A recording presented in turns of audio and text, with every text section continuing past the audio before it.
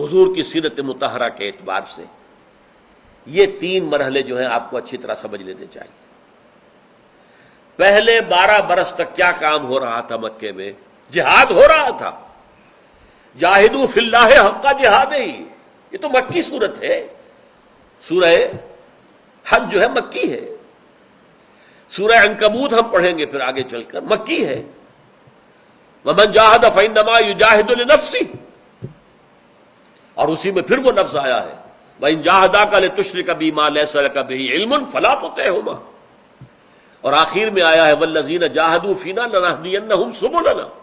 تو جہاد تو ہو رہا تھا مکے میں، لیکن وہ جہاد کیا تھا؟ پہلے اپنا نفس کا تزکیہ، اپنے نفس کو قابو میں لاؤ، دعوت اور تبلیغ پہنچاؤ لوگوں کو، اور پھر نمبر 4 کوئی جوابی کارروائی نہیں کرنی۔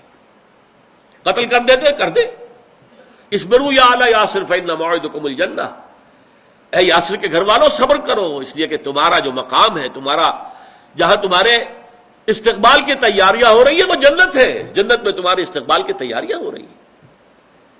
یہ صورتحال، لیکن جب مدینے میں اللہ نے ایک بیس عطا کر دیا تو اب آپ نے چھیڑا ان کو، مشرکین مکہ کو، ان کے کیروان روٹس کو۔ یہ چیزیں ذرا مشکل ہے اور وقت بھی نہیں ہے اب، تو میری کتاب منہج انقلاب نبوی بہت اہم ہے، بہت اہم ہے، اس لیے نہیں کہہ رہا کہ میں نے لکھی ہے۔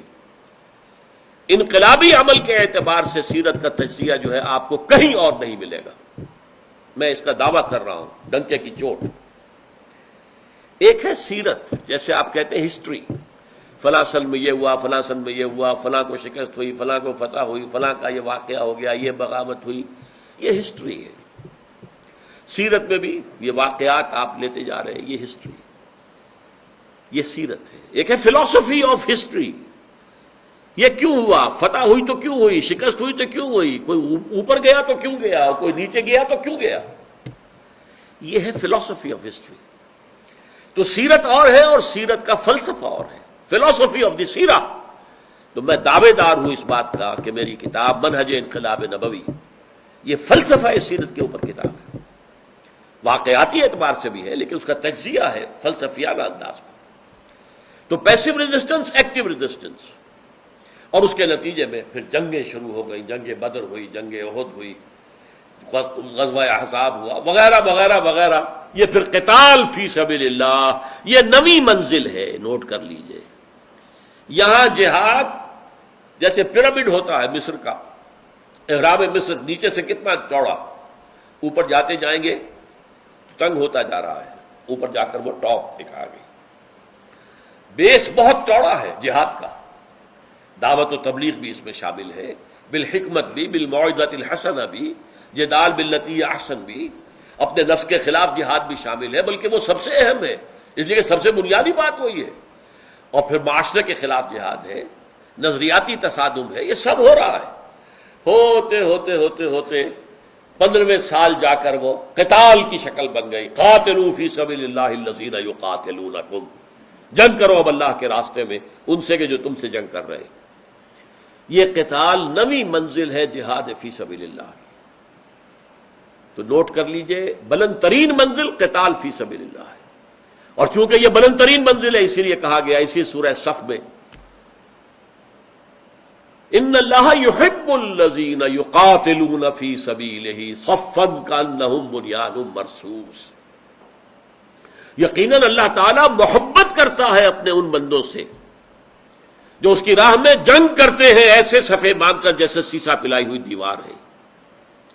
دشمن کا کوئی ریلا جو ہے ان کی صف کو توڑ نہیں سکتا، جیسے سیسا پلائی دیوار۔ آج آپ کہیں گے جیسے ری انفورس کانکریٹ کی وال ہے، اسے کوئی ہلا نہیں سکتا، ایسے صفے باندھ کر جب اللہ کے بندے اللہ کے دین کو قائم کرنے کی جد و جہد میں، اللہ کے دین کے قیام کے لیے، اقامت دین کے لیے، اللہ کی حکومت قائم کرنے کے لیے، اللہ کا نظام برپا کرنے کے لیے، نظام خلافت قائم کرنے کے لیے جب میدان جنگ میں آتے ہیں جان ہتھیلی پر رکھ کر، تو یہ محبوبیت خداوندی کا مقام ہے۔ تو بلند ترین منزل، نویں اہم ترین منزل، المجاہد من جاہد نفسہ، اصل مجاہد وہ ہے جو اپنے نفس سے جہاد کرے۔ اگر یہ کام آپ نے نہیں کیا اور کود گئے نویں منزل پر، تو اول تو یہ کہ کہیں نیچے گریں گے، ہاتھ پاؤں ٹوٹیں گے آپ کے، اور یا نمبر یہ ہے کہ آپ کا وہ جہاد قتال خالص نہیں ہوگا، وہ آپ کی نفسانیت کے لیے ہوگا، کوئی اپنا جوہر شجاعت دکھانے کے لیے۔ حضور سے پوچھا گیا، حضور کوئی شخص ہے جو جنگ کرتا ہے اپنی بہادری کا اظہار کرنے کے لیے، شجاعت، کوئی شخص ہے جو جنگ کرتا ہے کسی عصبیت کی وجہ سے۔ اس کی مثال سمجھ لیجئے، فرض کیجئے آپ کی کوئی دشمنی پرانی چلی آ رہی ہے کسی قبیلے کے ساتھ، اور اب صورت ایسی ہو گئی ہے کہ حضور بھی اس قبیلے کے خلاف کوئی مہم بھیج رہے ہیں، اب آپ بڑے زور شور کے ساتھ شریک ہو رہے ہیں کہ پرانی دشمنیاں جو ہیں ان کا بدلہ لینے کا وقت ملے گا، تو جا تو رہے مجاہدین کے ساتھ، لیکن آپ کے اپنے اندر جو ہے، دل کے اندر جو نیت ہے وہ عصبیت کی ہے، وہ قبائلی جو آپ کے درمیان جو جنگ تھی یا قبائلی نفرت تھی، یہ اس کی بنیاد پر آپ جا رہے ہیں، تو یہ جہاد فی سبیل اللہ نہیں ہے۔ پھر تیسرے کہا گیا کہ کوئی شخص ہے کہ جو جنگ کرتا ہے مال غنیمت کی نیت سے، مال ملے گا، ان میں سے کون سا مجاہد فی سبیل اللہ ہے؟ آپ نے فرمایا ان میں سے کوئی بھی مجاہد فی سبیل اللہ نہیں، چاہے وہ حضور کے ساتھ ہو کر جنگ کر رہا ہو، لیکن ہر شخص کا معاملہ اپنی نیت کے اعتبار سے۔ آپ نے فرمایا مجاہد صرف وہ ہے من جاہد من قاتل لتکون کلمۃ اللہ ہی العلیٰ، تاکہ اللہ کی بات سب سے اونچی ہو جائے، اس ایک غرض کے سوا کوئی غرض نہ ہو، کوئی ذاتی دشمنی نہ ہو، کوئی حصول مال غنیمت کا مقصد پیش نظر نہ ہو، کوئی اپنی شجاعت اور بہادری کا جو ہے مظاہرہ کرنا پیش نظر نہ ہو۔ جب تک کہ ان چیزوں کی نفی نہیں ہوگی وہ جہاد ہے ہی نہیں۔ گویا کہ پہلی منزل کچی رہ گئی تھی آپ کی، آپ کے نفس کا تزکیہ نہیں ہوا تھا۔ آپ کا نفس جب تک کہ اس حد تک نہ آ جائے کہ سوائے اللہ تعالیٰ کی محبت اور اللہ کی رضا کے کوئی اور شے جو ہے موٹیویٹ نہ کرے آپ کو، اس وقت تک تو آپ مجاہد فی سبیل اللہ بن نہیں سکتے۔ تو یہ ہے در حقیقت جہاد فی سبیل اللہ کے مراحل۔ البتہ جیسا کہ میں نے آپ سے عرض کیا، جائز جنگیں اور بھی ہو سکتی ہیں، جہاد فی سبیل اللہ انہی مراحل سے ہو کر گزرے گا، یہ 9 منزلوں میں سے ہو کر پہنچے گا، وہ ہوگا جہاد فی سبیل اللہ خالص۔ جائز جنگیں اور بھی ہو سکتی ہیں، کسی مسلمان ملک کے اوپر کوئی دوسرا کوئی غیر مسلم جو ہے وہ حملہ کر دیتا ہے، اس میں دفاع کریں گے، وہ بھی جہاد ہے، اور اس میں جان دینی شہادت ہے۔ جیسا کہ میں نے کہا مال کی اپنی حفاظت کرنا بھی شہادت ہے اگر اس میں جان دینی پڑ جائے، لیکن اسے جہاد فی سبیل اللہ نہیں کہیں گے، وہ ہے دفاع کا، اپنا ملکی دفاع ہے جو آپ کرنا چاہ رہے ہیں۔ تو اس طریقے سے جہاد زندگانی سے ہم نے بات شروع کی، جہد للبقاء، اسٹرگل فار ایگزسٹنس، پھر struggle to get your freedom, your rights, and then the struggle in the name of some ideology, in the name of some system of life۔ یہاں ایمان کی بنیاد پر جو جہاد فی سبیل اللہ ہے اس کی پھر 9 منزلیں ہیں۔ اللہ تعالی ہمیں توفیق عطا فرمائے کہ ہم اس کی ابتدائی منزل سے شروع کر کے اور ہدف اپنے سامنے رکھیں آخری منزل تک پہنچنے کا۔ درمیان میں موت آ جائے تو ہم اپنی نیت کی بنیاد پر اللہ کے ہاں ہمارا جو ہے شمار ہوگا، انما الاعمال بالنیات وانما لکل امرئ ما نویٰ۔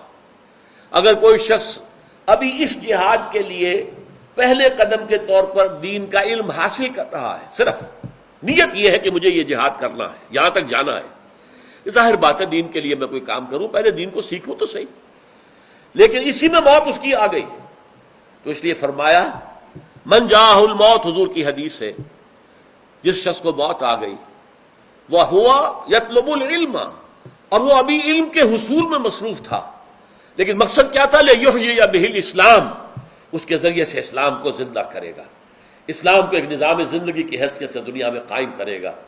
فَبَيْنَهُ وَبَيْنَ النَّبِيِّينَ دَرَجَةٌ وَاحِدَةٌ فِي الْجَنَّةِ، تو اس شخص کے اور انبیاء کے درمیان جنت میں صرف ایک درجے کا فرق رہ جائے گا۔